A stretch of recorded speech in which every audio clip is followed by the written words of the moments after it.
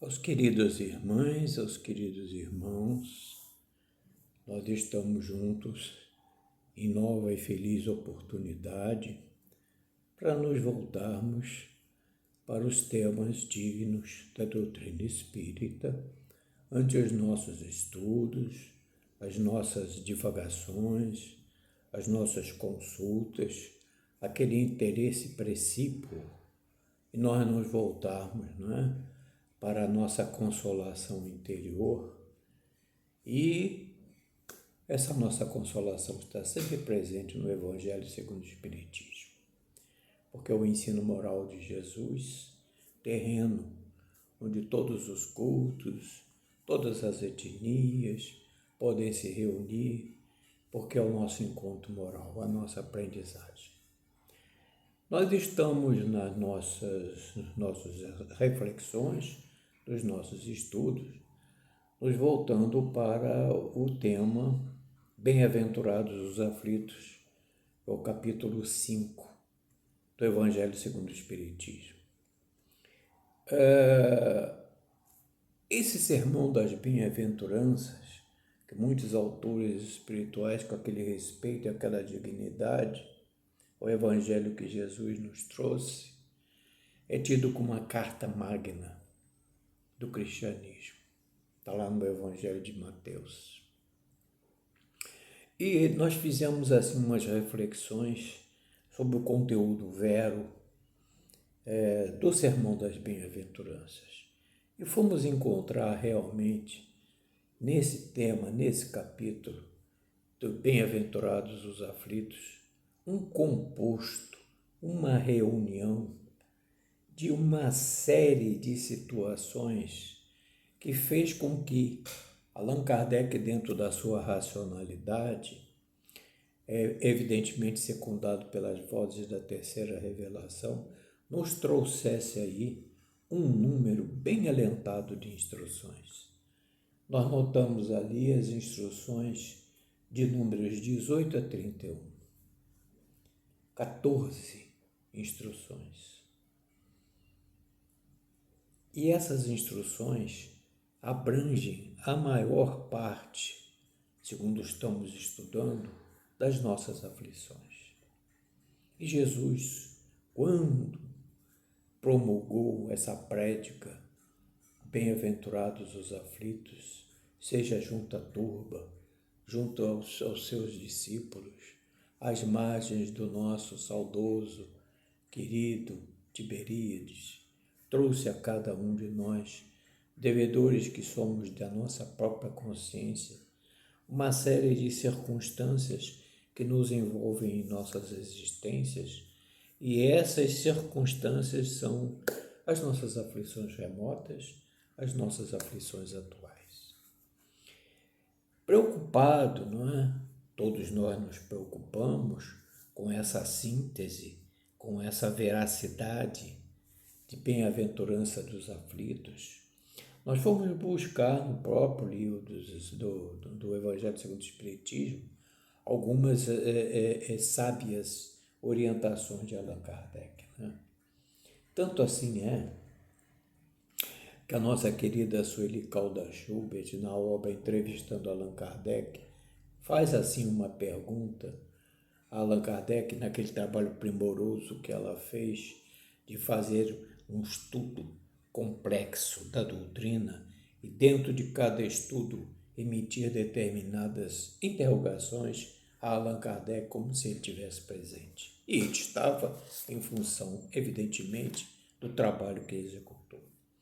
E uma dessas reflexões que a Sueli submeteu a Kardec foi assim: como se explica que o ser humano tenha que passar por tantas provas e aflições? Qual a razão disso? Provas e aflições está lá no sermão. Bem-aventurados os aflitos, que resultaram em 14 instruções. E Allan Kardec responde que essa resposta está vinculada aos sofrimentos devidos a cada um de nós próprios, sejam causas anteriores à existência atual ou aquelas mesmo que estão íncitas em nós mesmos, que nós não conseguimos, não é? Desconstituir, mas que existem em nós. São as causas remotas, são as causas atuais, não é? E são as consequências das nossas faltas cometidas. E tem mais, e aí tem o cerne de toda essa questão. Mas o homem, pela ação de uma rigorosa justiça distributiva, sofre o que fez sofrer os outros. Esse termo, o homem pela ação de uma rigorosa justiça distributiva, ou seja, cada um segundo as suas obras, tem um contexto que nós vamos vincular exatamente nas instruções que nós vamos ler aqui dos bem-aventurados os aflitos, que é exatamente o item 27. Essa concomitância, essa racionalidade da doutrina que a todos nos tranquiliza em função dos processos de evolução aos quais todos nós estamos vinculados. Então, ainda dentro dessa pergunta, Kardec responde que ele, se foi duro e desumano, ele quem? Cada um de nós, se nós formos duros e desumanos, poderá. Ele aqui não diz deverá, diz poderá, a seu turno, ser tratado como igualitárias razões. Se for orgulhoso, poderá nascer em humilhante condição. Se foi avaro, egoísta ou se fez mau uso de suas riquezas, poderá ver-se privado do necessário. Se foi mau filho, poderá sofrer pelo procedimento dos filhos. Então, Kardec explica, pela pluralidade das existências e pela destinação da Terra, como um mundo expiatório, as anomalias que a Terra apresenta na sua classificação. A distribuição de ventura e desventura entre os bons e os maus nesse planeta. Somente a anomalia só existe na aparência, diz Kardec, porque considerada tom só do ponto de vista presente. Nós vamos estudar isso. Entretanto, aquele que se eleva pelo pensamento, de forma a aprender toda uma série de existências, verá que a cada um é atribuída a parte que lhe toca na obra da criação, sem prejuízo da que lhe tocará no mundo dos espíritos, e verá que a justiça de Deus nunca se interrompe. Suas leis são imutáveis, acrescentamos nós de uma forma ousada, e devem ser obedecidas. Elas estão disseminadas por todas as latitudes do nosso planeta. A nós outros, que é psiquilas, né? Aplicá-las em nós, porque elas estão íncitas na nossa consciência, está lá todas as luzes no livro dos Espíritos, e não abrogá-las. Cabe a nós cumpri-las e não estar alterando as leis divinas ao nosso sabor. Com base nessas informações de Allan Kardec, nós fizemos aqui uma espécie de umas reflexões que nós colocamos aqui no papel com base no item 27. Esse item 27 é uma instrução de um espírito protetor, Bernardino. E ele, Kardec, obteve essa instrução de Bernardino de Bordeaux no ano de 1868, está aqui entre nós há cerca de 168 anos, para os nossos estudos. É uma instrução de um espírito protetor. Me chamou muito a atenção isso. Há várias instruções de espíritos protetores aqui no Sermão das Bem-aventuranças. Em outros tantos temos também. Por que nos chamou a atenção? Porque nada como um espírito protetor que nos tutela, que nos supervisiona, que nos traz as suas impressões para que nós possamos refleti-las sobre os próprios pensamentos que a doutrina nos traz e não viemos a interpretá-los de forma diferente do seu vero conteúdo. E é isso que está explanado aqui nessa questão, nesse item 27. Então, o Espírito protetor, nós nos lembramos no Livro dos Espíritos, lá pelas questões 494, 495, que São Luís e Santo Agostinho sabiamente fazem uma descrição da doutrina dos anjos de guarda. Os anjos de guarda nada mais são do que o composto dos espíritos protetores que estão disseminados em toda a terra pela misericórdia do Pai para exercer sobre nós tutela, inspiração, vigilância permanente. Não se afastam de nós, a não ser determinados momentos nós colocamos os nossos ouvidos a César em detrimento das nossas veras atitudes do Evangelho. Mas assim que há um prenúncio de recuperação, eis que estão de retorno junto a nós, jamais nos deixam desamparados.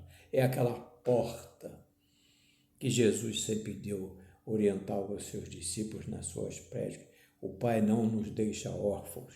A sua misericórdia é tal que Ele deixa sempre uma porta aberta, porque há um fragmento em nós, na nossa genética espiritual da herança divina. Isso tem que ser muito bem sedimentado dentro de nós, para que nós não percamos o nosso equilíbrio. Então, o item 27 apresenta 2 questionamentos numa só pergunta. Então, diz aqui o Espírito protetor: deve alguém pôr termo, ou seja, fim, às provas de seu próximo, quando o possa, ou seja, quando detenha recursos para assim o fazê-lo? Deverá fazê-lo? Ou deve, um outro questionamento, respeitar os desígnios de Deus, deixar que sigam o seu curso? Então, aqui, num questionamento, nós temos duas dúvidas de procedimento que nós, no curso das nossas existências, a utilizamos. Ou seja, primeira questão, dar fim à vida. Quem é que pode dar fim à vida, senão o Pai? Ele é o nosso Criador. Outra questão, dentro do item 27, ficar inerte e aguardar o desenrolar dos acontecimentos. Sabiamente, Bernardino compõe todo um arrazoado que nos leva a fazer considerações diversas daquelas às quais nós venhamos a atribuir uma ação nossa indevida nesse tratativa da vida humana do nosso próximo. Então, à luz do Consolador, fizemos nós aqui algumas reflexões que são as provas pelas quais passamos. Diz nosso querido Espírito Protetor que as provas pelas quais passamos são o resultado das dívidas que constituímos e construímos em nós. Sejam elas remotas ou atuais, já vimos isso há pouquinho. São, portanto, os juros das nossas dívidas a pagar. Esse pensamento, ele provoca em certas pessoas reflexões que devem ser combatidas, porque elas são funestas nas suas consequências, né? O Espírito protetor, dessa forma, nos traz algumas considerações que nós devemos atentar sobre elas, porque nós estaremos o quê? Em consonância com a nossa consciência. Ora, com relação a esses questionamentos do item 27, as nossas provas seguem o curso que nos foi traçado por Deus. Esse curso que nos foi traçado por Deus está ali, nessas considerações iniciais da indagação que Sueli Caldas-Schubert fez a Allan Kardec, e Allan Kardec respondeu, está aqui mesmo, no Evangelho segundo o Espiritismo. Há uma justiça distributiva de cada um segundo as suas obras, do poderá e não do deverá. É preciso que atentemos sobre isso.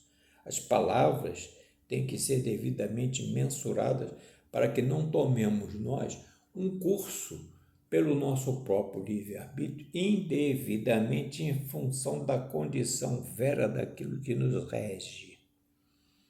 Então, as nossas provas seguem o curso que foi traçado por Deus. Mas nós temos ciência desse curso. Temos ciência dessa justiça distributiva que é o Pai que nos orienta, a sua vontade é soberana e que todos os demais grupos de espíritos sejam puros, aqueles que atingiram a comunidade de espíritos puros, Jesus aqui na Terra, entre os espíritos puros, já comentamos isso em reuniões pretéritas, foi o mais puro dos puros que esteve aqui na Terra. Então, por maior que seja a nossa pureza, o Pai reserva a esses espíritos a sua, digamos assim, um encargo, um mandato de serem os representantes dele, mensageiros do céu. Daí a doutrina dos anjos de guarda, dos espíritos superiores que estão disseminados, assim como as suas leis, em toda a nossa atmosfera terrena. Mas nós temos ciência desse curso. Qual é esse curso? Temos consciência dessa justiça distributiva do Pai?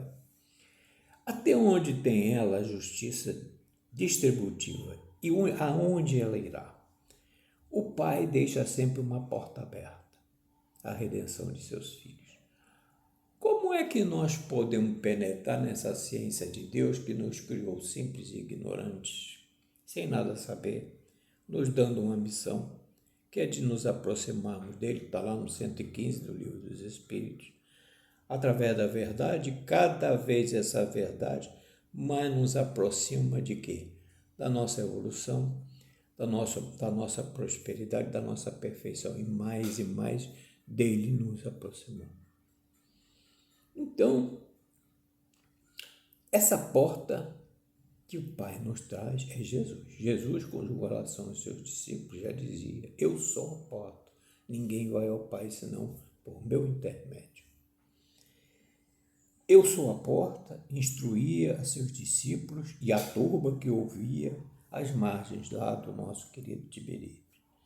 Ousamos colocar aqui de que a lei do amor, por sua vez, nos instrui que a providência não nos escolheu de forma alguma como instrumento de suplício com relação ao nosso próximo. É essa a nossa atribuição. Estamos no mundo, todos praticamente, dentro de um mesmo letargo, de uma mesma inconsciência, despertando dela para os nossos aportes, para nosso despertamento espiritual. Será que nós, juntos no mesmo planeta, estamos aqui para um instigar o outro, um colaborar para pôr termo à firma do outro, deixar que ele siga o seu curso normal, porque ali são os desígnios de Deus, ou a nossa missão é de amarmos uns aos outros como Jesus nos amou? É preciso que tenhamos cuidados essenciais, profícuos dentro de nós mesmos, com relação às nossas perspectivas, os nossos sentimentos, os nossos pensamentos. E está aí o Evangelho segundo o Espiritismo para nos tirar dessa inércia, né? Dessa letargia de tantos e tantos séculos. A lei do amor que o Pai nos trouxe, que Jesus foi o porta-voz, ela nos instrui que a providência não nos escolheu como instrumento suplício, no tocante aos nossos queridos irmãos, mas sim como um bálsamo, né? Como um bálsamo de consolação, para fazer cicatrizar a chaga. É sentido inverso, o oposto daquilo que nós possamos apressadamente concluir. Então, nos cabe sim ajudar, auxiliar, servir, sem qualquer interesse pessoal. Trazer dentro de nós, da nossa consciência, em que o Pai nos fala amorosamente em amor e sabedoria. As duas asas, plataformas de acesso nosso aos pórticos da vida espiritual.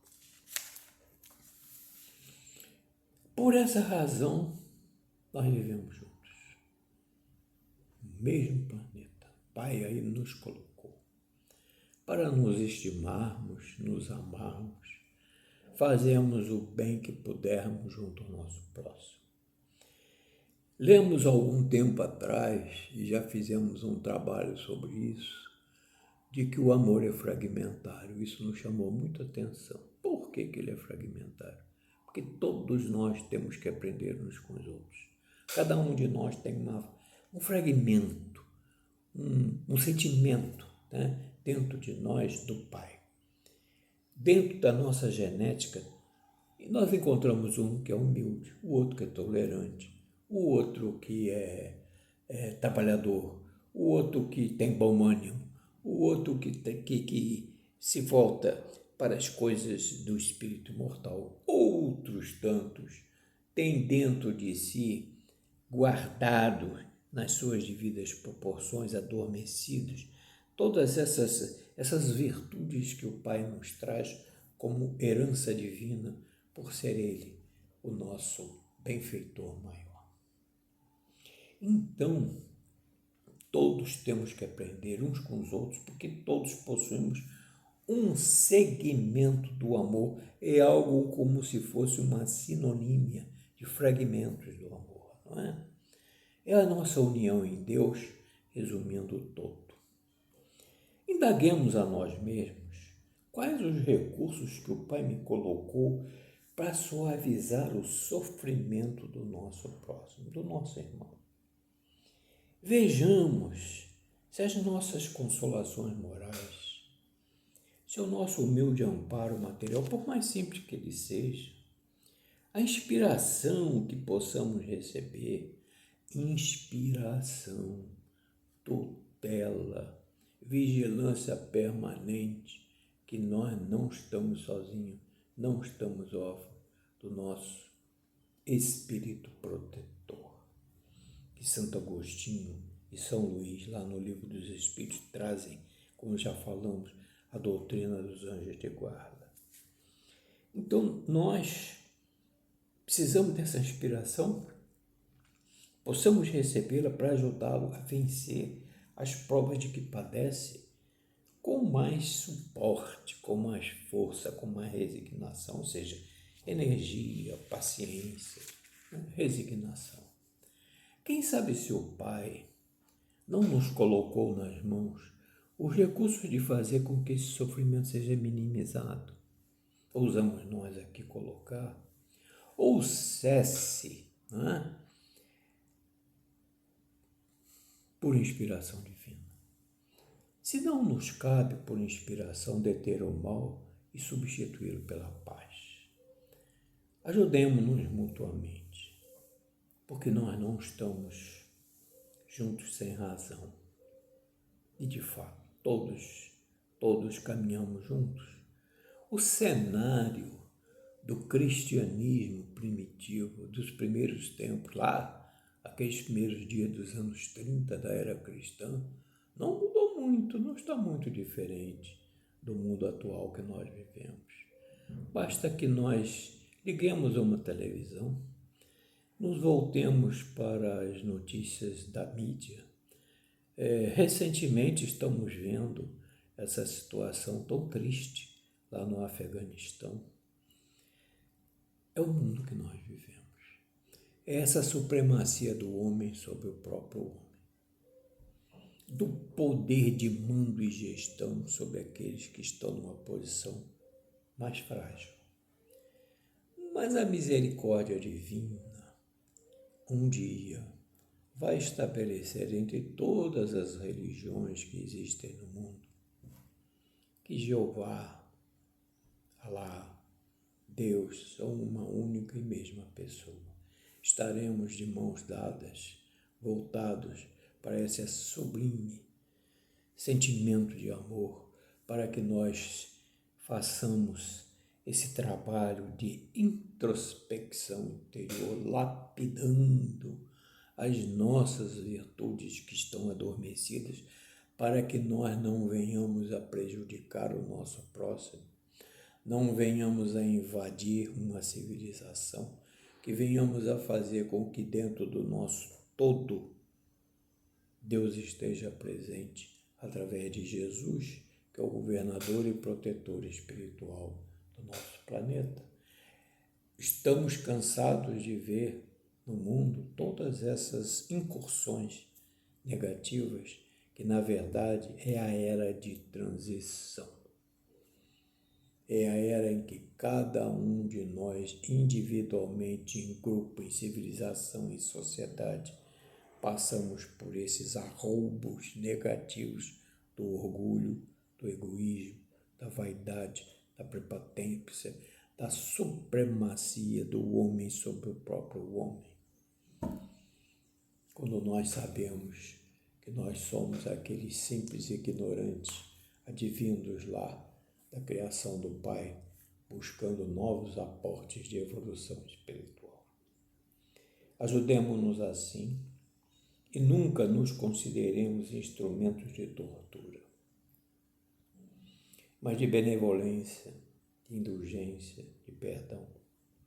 Todo homem e principalmente todo espírito deve compreender de que na sua vida toda, mas não é do que um ato de amor e de devotamento.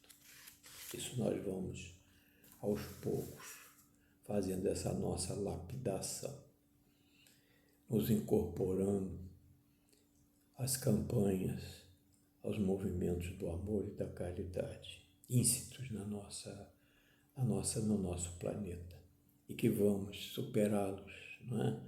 No rumo que estamos tomando para a regeneração. E diz o nosso querido Bernardino, na sua ciência de espírito protetor, o muito que ele tem a nos ensinar, que possamos empregar todos os esforços que nos são compatíveis no cumprimento do amor ao próximo. Tenhamos em mente que a vontade de Deus é soberana, que suas leis são imutáveis e não nos cabe abrogá-las, mas cumpri-las.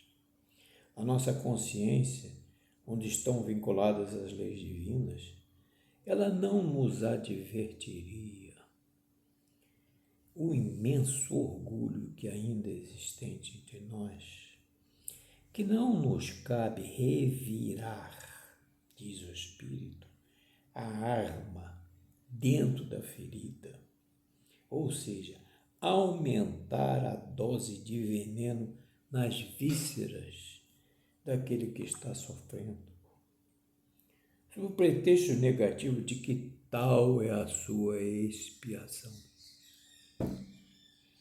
A nós cabe o entendimento de sermos instrumentos, muito pelo contrário, de fazer cessar, colaborar com o amor, para que ele tenha uma outra perspectiva, para que nós possamos colaborar em espírito e em verdade, para que esse amor que o Pai nos trouxe possa ser colocado em execução.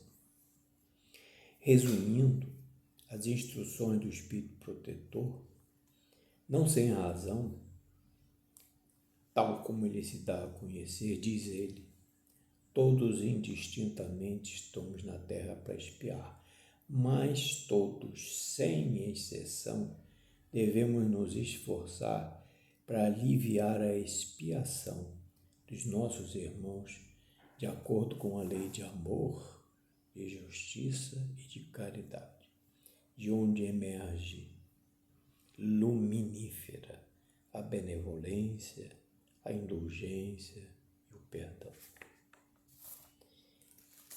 Essas foram as reflexões que nós extraímos do item 27, né, do Evangelho segundo o Espiritismo, no tocante ao Sermão das Bem-aventuranças.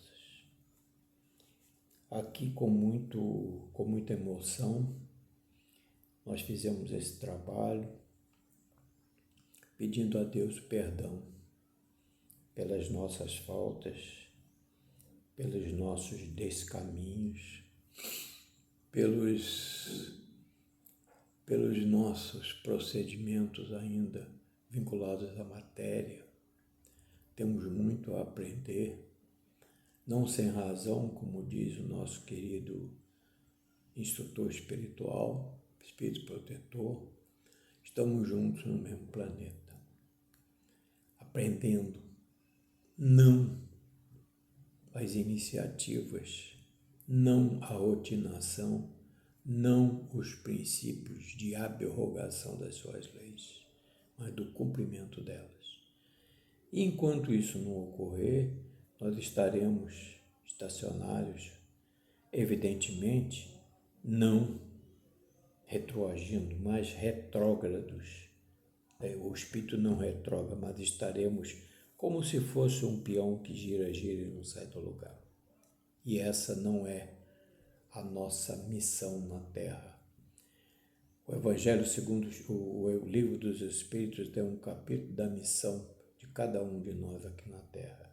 E essa missão é essa, a missão do todo, a missão do amor. Emmanuel, numa das suas obras, nós até repetimos isso, tal a pureza, a transcendência da colocação de Emmanuel. Emmanuel nos coloca que quem mais pensa, está lá no livro Roteiro, no capítulo da vida mental, quem mais pensa, mais se coloca dentro de um círculo vibratório da teia cósmica que envolve o nosso planeta, né? O fluido cósmico universal que vai se adaptando a cada planeta. Mas dentro dessa teia cósmica que nos envolve, quem mais pensa se adequando, né, às virtudes divinas que estão dentro de nós adormecidas, mas vai construindo um mundo diferente daquele em que se vive. E essa construção, ela está lá, num canal do coração para a nossa vida mental, a nossa vida mental para o nosso coração. As nossas emoções, nossos pensamentos que gerem emoções positivas e não negativas, como é a rotina. E quem mais pensa, diz Emmanuel, sai do empirismo, do abstrato, como Kardec, na racionalidade, no seu preparo advindo desde os tempos do cristianismo. Quando naquela época foi convocado por Jesus, que no futuro ele, Jesus, necessitaria de Allan Kardec, que naquela época foram soldados de Marsella, para dar continuidade ao Evangelho Redentor. Eis-nos como, digamos assim, símiles de Allan Kardec na nossa trajetória, porque todos somos deuses. Um dia, todos os redutos do mal cairão, disse Jesus aos seus discípulos, para que Deus resplandeça no espírito de seus filhos. E que não é para ensinar outra coisa que está escrito na lei testamentária. Vós sois deuses. Então, esse, segundo Emmanuel, é o nosso preceito.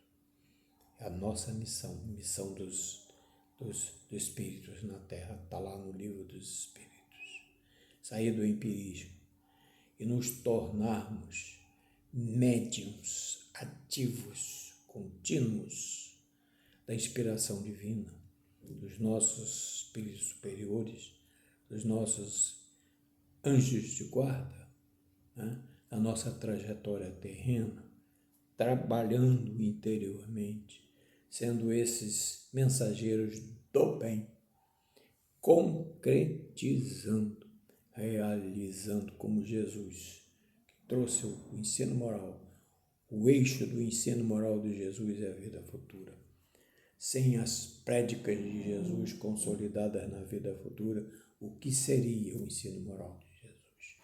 Então esse é o nosso caminho, esse é o nosso farol de vigia em função do nosso ensino moral em que cada um de nós deixa a condição do homem carnal e passa a constituir os caminhos, percorrer os caminhos do homem moral, a sublimidade do homem moral.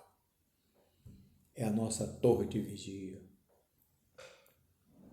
é o nosso compromisso interior, é o despertar, não é, das nossas virtudes que estão íncitas na nossa genética espiritual. Executá-las e não ficar tão somente no empirismo. Graças a Deus por esses momentos.